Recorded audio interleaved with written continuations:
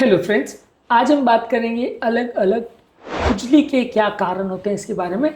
आज आपको एक लिस्ट देंगे प्लूराइटिस के कारणों के बारे में, स्किन से संबंधित और कौन कौन सी सिस्टमिक बीमारियों में लोगों को खुजली हो सकती है। लिस्ट के बारे में जानना और समझना जरूरी है, क्योंकि ज़्यादातर लोगों को लगता है कि खुजली की प्रॉब्लम सिर्फ स्किन का ही प्रॉब्लम होता है और स्किन में भी एक आधी बीमारी में खुजली होती है, लेकिन इसमें बहुत सारे कारण इन्वॉल्व हो सकते हैं। इसके बारे में जानना और समझना आवश्यक है ताकि एक डिटेल अंडरस्टैंडिंग बन पाए और आप इस बीमारी को समझ पाएँ।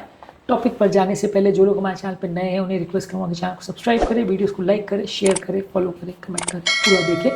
पहले हम आपको स्किन के संबंधित कॉजेज़ पर बताएंगे, फिर सिस्टमिक कॉजेज़ के बारे में आपको डिटेल में देंगे और शॉर्ट में उससे संबंधित थोड़ी सी जानकारी भी देंगे ताकि आपको एक अंडरस्टैंडिंग उसके बारे में डेवलप हो रहा है। प्लूराइटिस के डिटेल एक्सप्लेनेशन और उसके ओवरव्यू पर हमने अलग से वीडियोज़ किए, आज उसके डिटेल्स में ज़्यादा नहीं जाएंगे। चलिए शुरू करते हैं पॉइंट वीडियो।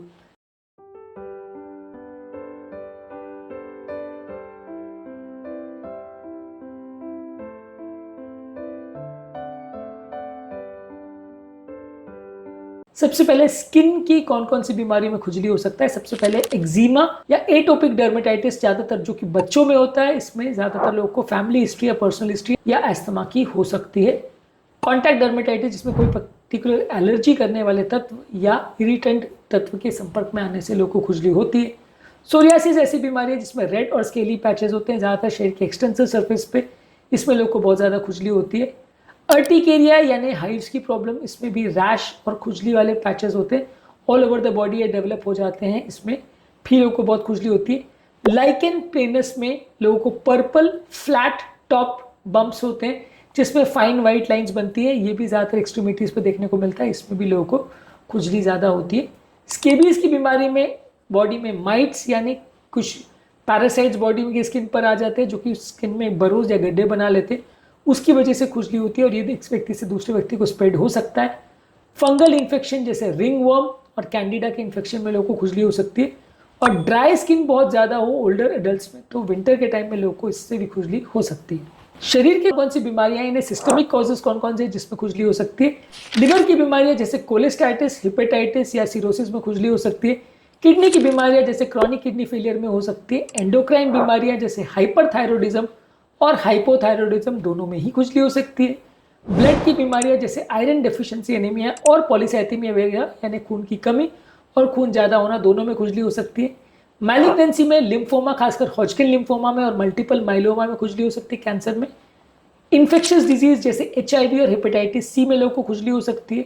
ब्रेन की बीमारियां जैसे मल्टीपल स्क्लेरोसिस और पोस्ट हर्पेटिक न्यूरैल्जिया में खुजली हो सकती है। और प्रेगनेंसी में अगर कोलेस्टैसिस ऑफ प्रेगनेंसी हो या PUPPP सिंड्रोम हो यानी pruritic urticarial papules and plaques of pregnancy यानी PUPPP, ये बीमारी एक प्रेगनेंसी की होती है, इसमें लोगों को खुजली हो सकती है। कुछ साइकोलॉजिकल बीमारियां हैं, साइकेट्रिक डिसऑर्डर्स में anxiety, depression, obsessive compulsive disorder में खुजली हो सकती है। इसके अलावा कोई व्यक्ति को डेल्यूजन हो सकता है कि शरीर पे कोई कीटाणु या पैरासाइट्स आ गए, इसमें डेल्यूजन ऑफ पैरासिटोसिस बोलते हैं, इसमें भी लोगों को खुजली हो सकती है। कुछ दवाइयों के साइड इफेक्ट जैसे ओपियोइड्स, एंटीबायोटिक्स और एंटी मलेरियल दवाइयों के साइड इफेक्ट से लोगों को खुजली हो सकती है। तो ये वो कॉमन कारण है जिसकी वजह से खुजली हो सकती है। इसमें कैसे डिफ्रेंशिएट करेंगे कि खुजली हो रही है। सबसे पहले पेशेंट की हिस्ट्री लेंगे, कब से खुजली हो रही है, कैसे चालू हुई और क्या क्या उसके इंपॉर्टेंट फीचर है, क्या उसके पैटर्न है, ये पूछेंगे। साथ में एसोसिएटेड फीचर्स क्या है, जैसे रैश हो रहा है या कोई सिस्टमिक सिम्टम्स है, कोई पास मेडिकल हिस्ट्री, फैमिली हिस्ट्री वगैरह तो नहीं है, ये बारे में आप पूछेंगे। पेशेंट का डिटेल लेबोरेटरी टेस्ट करेंगे जिसमें complete blood count, liver function test, kidney test, thyroid function test, ये सारी चीज़ें आप करोगे।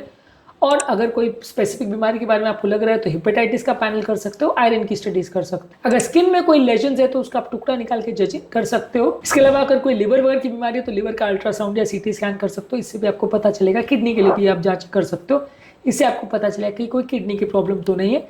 इसके मैनेजमेंट में ज़्यादातर जो कारण है उसको आपको मैनेज करना पड़ेगा।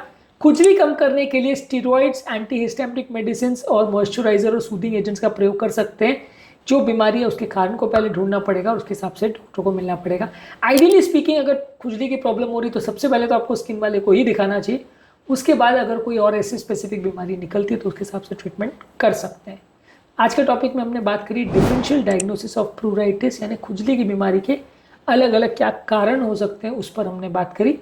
इसके अलावा खुजली की बीमारी के डिटेल में कॉजेज, उसके लक्षणों पर और उसकी ट्रीटमेंट स्ट्रैटेजीज पर और टिप्स पर हमने अलग अलग वीडियोस में बात करी है। कौन कौन से खाद्य पदार्थों से बढ़ता है, कम होता है, उस पर भी हमने बात करी है। इन वीडियोस को भी ज़रूर चेकआउट करें। उम्मीद करूँगा कि आज के टॉपिक में कुछ नई बातें जानने को मिली होगी। जो लोग हमारे चैनल पर नए हैं उन्हें रिक्वेस्ट करूँगा कि चैनल को सब्सक्राइब करें, वीडियोज़ को लाइक करें, शेयर करें, फॉलो करें, कमेंट करें, पूरा देखें।